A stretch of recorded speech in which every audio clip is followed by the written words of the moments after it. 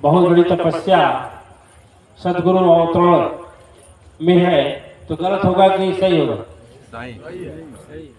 सुदर्शन जी महाराज यदि कहा जाए कि जितना पुण्य कृष्ण जन्मोत्सव से भगवान राम के जन्मदिन से मिलता है उससे अधिक सदगुरु के अवतरण दिवस में शामिल होने से मिलता है तो गलत होगा कि सही? सुदर्शन जी महाराज के ज्ञान के लिए ठीक है। यदि धरा न हो, धरती न हो तो कोई पौधा आगे बढ़ेगा? आगे नहीं बढ़ेगा। जिसमें डाल आएगा, पत्ता आएगा, और डाल पत्ता ही नहीं रहेगा तो फल फूल आएगा? आएगा? कोई भी है यदि उसको जमीन से उखाड़ दीजिए पौधा तो धीरे धीरे क्या हो जाएगा? मुरझा करके सूख जाएगा। उसी तरह से बिना सदगुरु का जीवन होता है वह धीरे धीरे मुरझा करके सूख जाता है। न सुख होता है न शांति, कुछ नहीं होता है। और अंत में जाता है तो क्या होता है? शांति का भीख मांगते हुए जाता है। लोग बोलते हैं ना, हे भगवान इनकी आत्मा को शांति दो, बोलते नहीं बोलते? कोई कहता है क्या कि इनको धन दे दो, कोई कहता है भगवान को स्वर्ग दे दो, कोई बोलता है भगवान को मुक्ति दे दो, कोई बोलता है भगवान इनको गुरु बना दो। सभी लोग बोलते हैं भगवान के आत्मा को, यानी संसार में अरबपति आदमी मरता है तो उसको भी लोग कहते हैं। इसका मतलब अरबों धन से कीमती शांति का कीमत है कि नहीं है?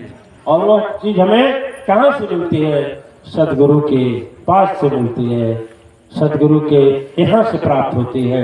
इसलिए दिव्य आत्माएं सदगुरु अवतरण दिवस में जाना चारों धाम करने से भी ज्यादा महत्वपूर्ण है। भगवान राम और कृष्ण जन्मोत्सव मनाने से महत्वपूर्ण है, नवरात्र के 9 दिन की तपस्या से महत्वपूर्ण है, और यहाँ तक कि इस धरती पर अश्वमेध वाजपेयी यज्ञ करने से भी महत्वपूर्ण है। क्योंकि यह साल में एक दिन मिलने वाला 28 हर महीना मिलेगा। नवरात्रि एक बार नहीं 2 बार मिलेगा। यज्ञ अश्वमेध कितने मिले, लेकिन अवतरण दिवस एक दिन मिलता है।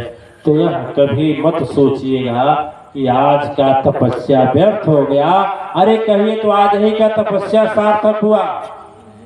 सच पूछिए तो आज ही की तपस्या सार्थक हुआ। जो भी हमने पाया आज ही के दिन की बदौलत पाया, और जिसके बदौलत मिलते हैं उसका हम परित्याग नहीं करते हैं।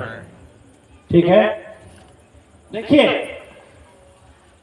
यदि सदगुरु जन्म ही नहीं होता तो क्या हम सदगुरु को पाते? तो आज का दिन इसीलिए महत्वपूर्ण है, इसीलिए महत्वपूर्ण है क्यों कि आज का दिन नहीं होता तो सदगुरु नहीं होता। और सदगुरु को कभी हड्डी चमड़े मांस का शरीर भी नहीं समझना चाहिए। अरे मनुष्य भी नहीं समझना चाहिए। कबीर जी लिखे हैं, गुरु को मानुष जान के जो करता व्यवहार वह नरयति अधम है कभी न उतरे पार। जो मनुष्य को हड्डी चमड़े मांस का शरीर समझता है दिव्यात्माएं, वह कभी भवसागर पार नहीं करता। क्यों कि मनुष्य